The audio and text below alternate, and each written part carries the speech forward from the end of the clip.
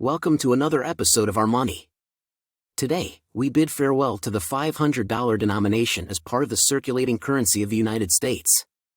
Federal Reserve notes are currently the only type of banknote in the U.S. These notes, authorized by the Federal Reserve Act of 1913, are issued by the Bureau of Engraving and Printing to the 12 Federal Reserve banks depending on the nation's currency demands.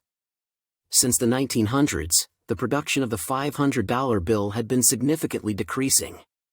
When the Treasury resized all paper money in 1928, this denomination was only issued as gold certificates and Federal Reserve notes.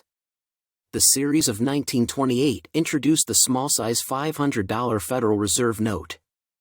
Following the Treasury's new standardized designs policy, its design closely resembled that of the $500 gold certificate. The portrait of President William McKinley was prominently displayed at its center. The serial numbers and Treasury seal were printed in a green color. The Federal Reserve Bank that issued the note could be identified multiple times on the bill's front. Its representative number was printed in black ink near the four corners, and its name and identifying letter were printed to the left of the portrait, also in black. The inaugural issuance of regular and star notes by all Federal Reserve banks resulted in the first 24 varieties. For example, the seal marked with an A pertained to the Boston branch. This note also displayed a 1 on its four corners, and its serial numbers all began with the letter A.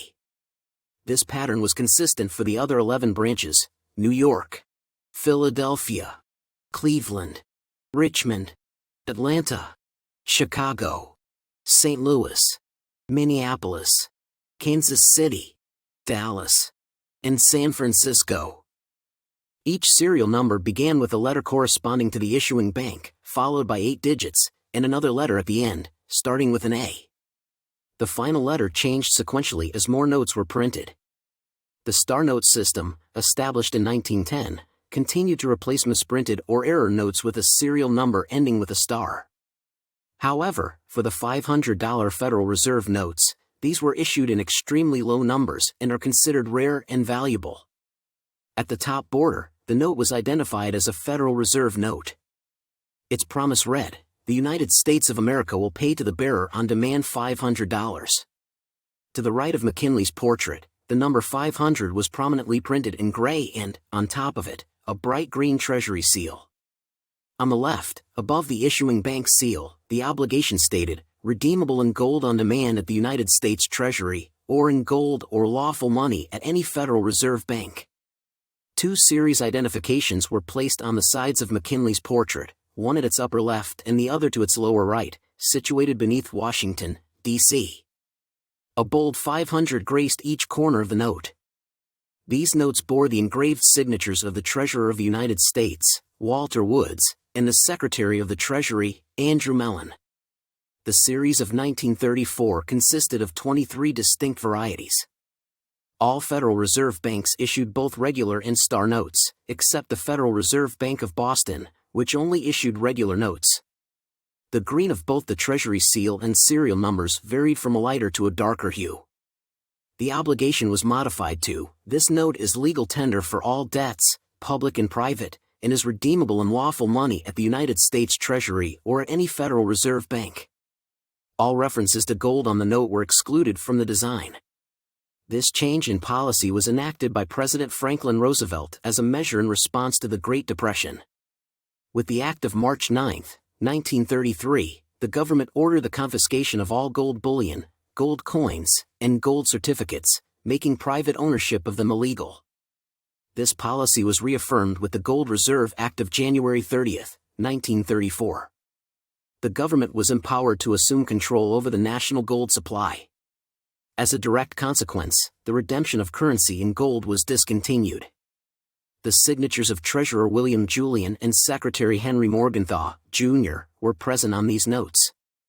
The final issuance of $500 bills by the U.S. Treasury came with the series of 1934A.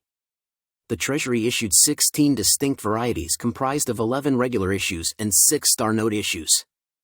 The only bank that did not issue regular notes was the branch of Boston, while the star notes were released by the banks of New York, Richmond, Chicago, St. Louis, Kansas City, and San Francisco.